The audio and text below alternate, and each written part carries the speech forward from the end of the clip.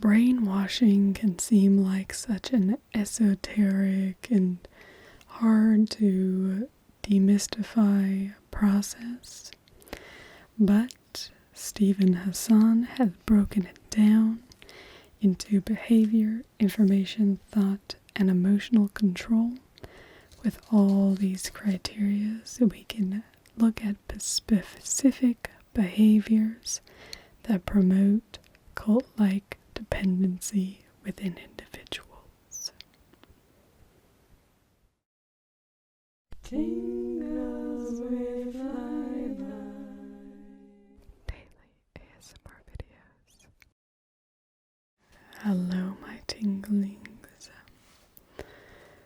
So I have settled down a little bit from reading the CES letter, and I thought that I would do a little bit of assessment using the BITE model to go through Mormonism. So there are 4 sections. I'll back up. So the BITE model is a model for assessing mind control, developed by Stephen Hassan. I became aware of it through Telltale. Used to be Telltale Atheist, but now he's just Telltale on YouTube, who I definitely recommend checking out if you're interested in this sort of thing. His channel is very interesting. He's a former Jehovah's Witness, and then I also watch Mr. Atheist, so 2 of them have been very interesting. I've also been watching Zelf on the Shelf, the last 2, so Zelf on the Shelf and Mr. Atheist. All of them are ex-Mormons as well, like me, so they relate specifically to me.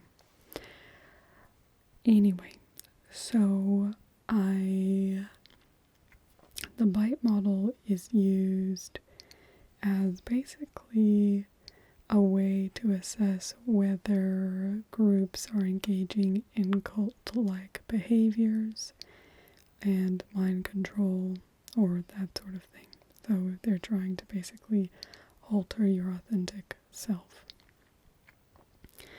And so it's actually very, very interesting. And these sort of behaviors don't exist only in religious groups, so they can exist if you think about terrorist groups, or what was the other one I saw that I was like, oh, that makes sense too. But if you think about terrorist groups, they can engage in those sort of things to replace the authentic identity of their people, obviously with, somebody who might be willing to be a suicide bomber. So it's really important, I guess, to critically analyze and be aware of these sort of things, because it can get you into really dangerous territory. And yeah, so BITE, it's B-I-T-E, because there are 4 sections: B for behavior, I for information, T for thought, and E for emotion.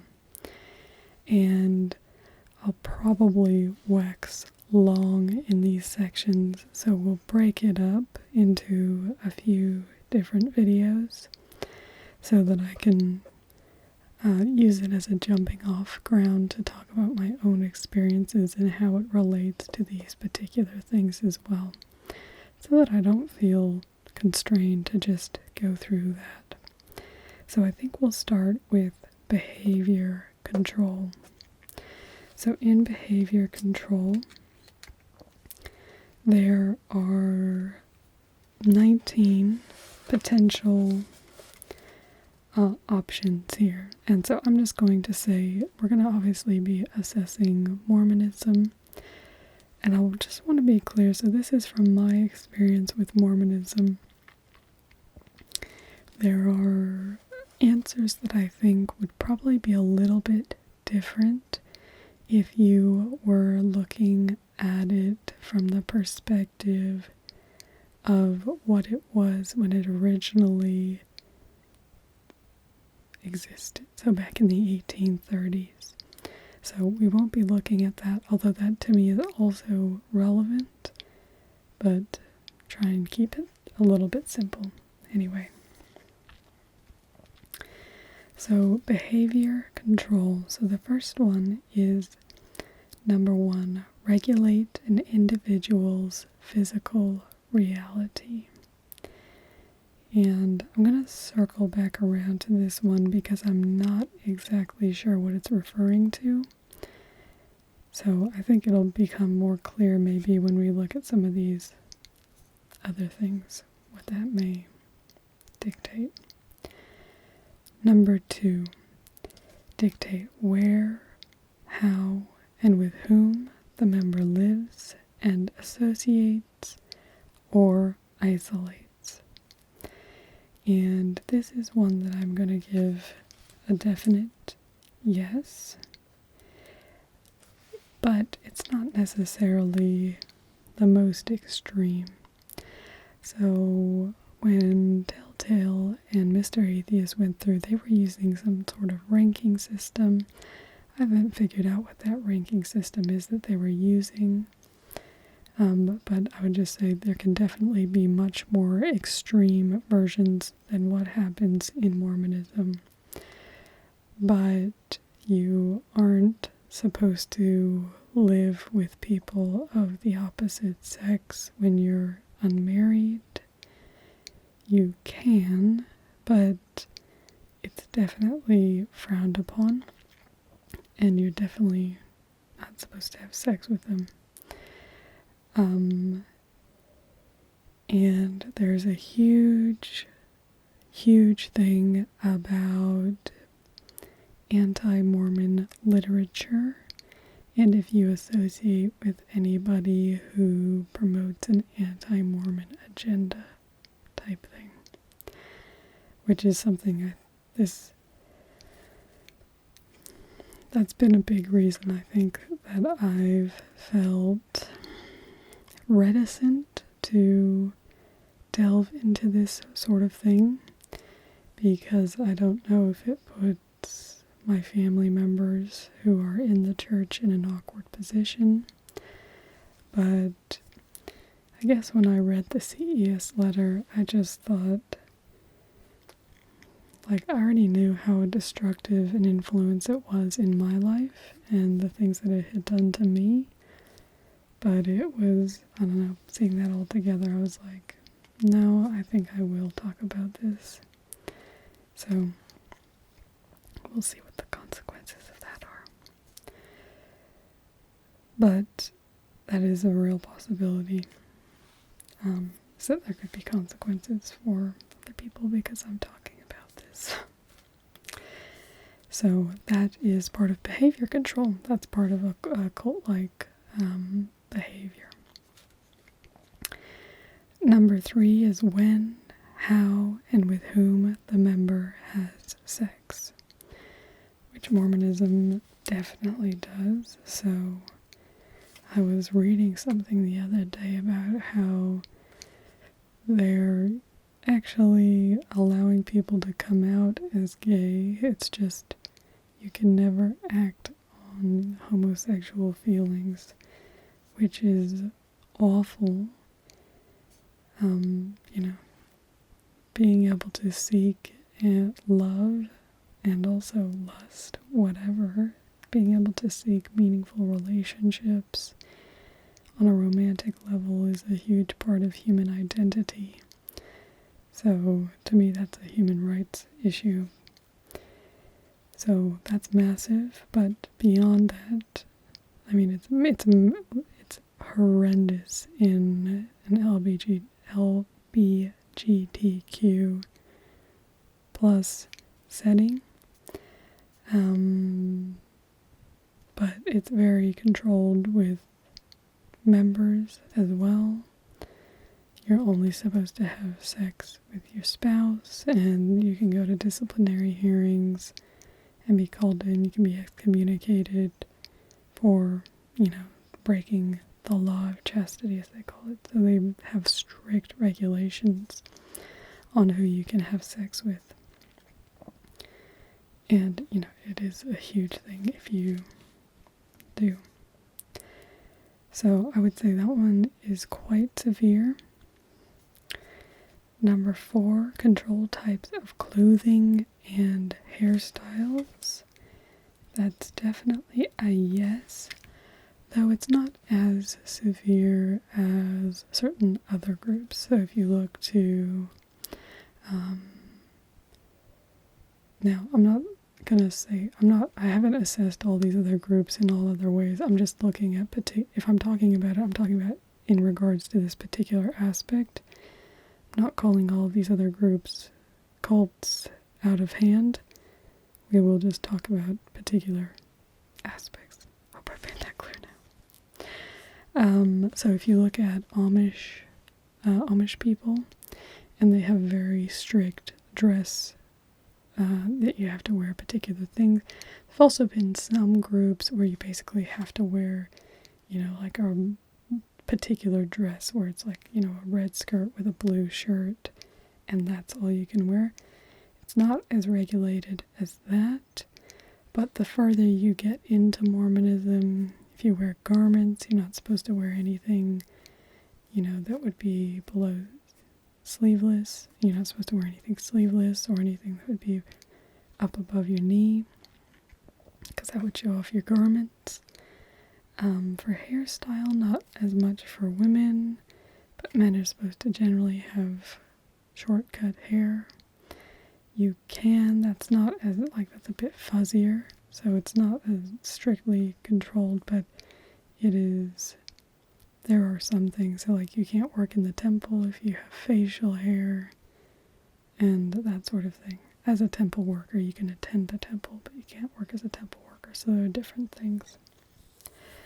So there is some control, but I wouldn't say it's the most severe. I'd say about moderate, though, because they do have you wearing garments 24/7, so always having to wear a particular piece of clothing is actually pretty big. So that's probably bigger than I was first saying. Number 5 is regulate diet, food and drink, hunger and or fasting. And I would say yes for this, right? Yes. So the most obvious one is every first Sunday of the month, you're meant to fast for 2 meals, which can mean whatever you think it means, but it can be up to 24 hours, or it can just be, you eat dinner on Saturday night, and then you would skip breakfast and lunch and then eat dinner on Sunday. It kind of depends. So there's definitely that. And then there's also the word of wisdom, which is very murky in some ways. There are some things that are very obvious. Not supposed to drink coffee or tea. Those are huge things. Don't drink alcohol. Don't smoke. Those things are controlled by the word of wisdom. But then there's things like, eat meat sparingly, but most Mormons eat a lot of meat. So there's things that are more and less considered important within that. But that definitely does exist. They do regulate the diet. Number 6 is manipulation and deprivation of sleep. And I'm going to put a no but here. There's nothing super obvious, except for me, when I was a teenager, they would have us get up for early morning seminary, which was at 6 a.m., which is really contrary to a teenager's biology. But so is public school at 7 a.m. That's really early, which is around when ours was. Well, 7:25, I think, is when we started. So, anyway, so I'm going to say there's not intentional deprivation of sleep. You keep you busy with lots of stuff, but you're supposed to try and get, your proper amount of sleep if you can. Number 7 is financial exploitation, manipulation, or dependence. And I may have answered this differently before, but I'm definitely going to put a big old yes here.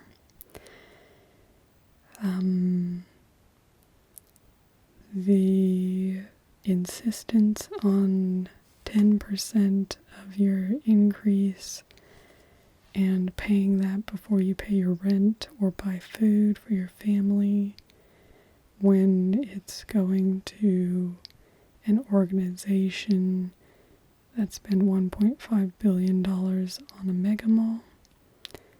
Yeah, that's pretty exploitative to me. And, it's connected to this whole spiritual thing. And it's also using a quote that is removed from the original even prophet. Not that I don't believe in any of that. But anyway, the original prophet who said, who has the means? And they've taken the who has the means out. I think it's pretty bad. Number 8 is restrict leisure, entertainment, and vacation time. And I'd say nothing directly, so you'll have to have leisure, entertainment, vacation. The only way they really have anything against that is keeping you busy, but there's a separate section that's related to that, so I'm going to say no on that, because you're pretty free to have leisure and entertainment, except maybe on Sundays you're not supposed to have leisure. So we'll anyway, it's pretty light is what I would say, so you're not supposed to go out and do things. That's what I mean. It's funny because it shows my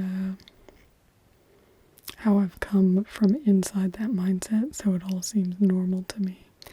Because now that I think about it now, I'm like, well, one day a week where you can't go out and have fun, that's one of your days off, it's actually a pretty big restriction. So we'll say a moderate restriction.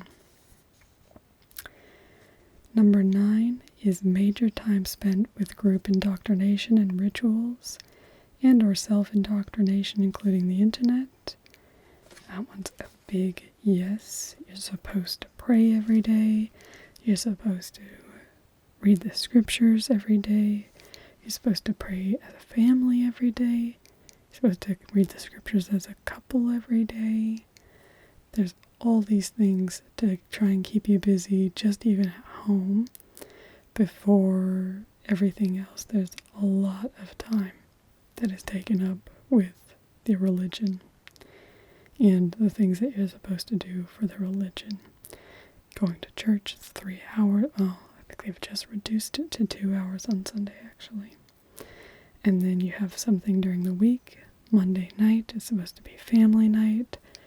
So they've got all this time taken up. And as I said, Sundays you're not supposed to have these leisure activities either. 10 is permission required for major decisions.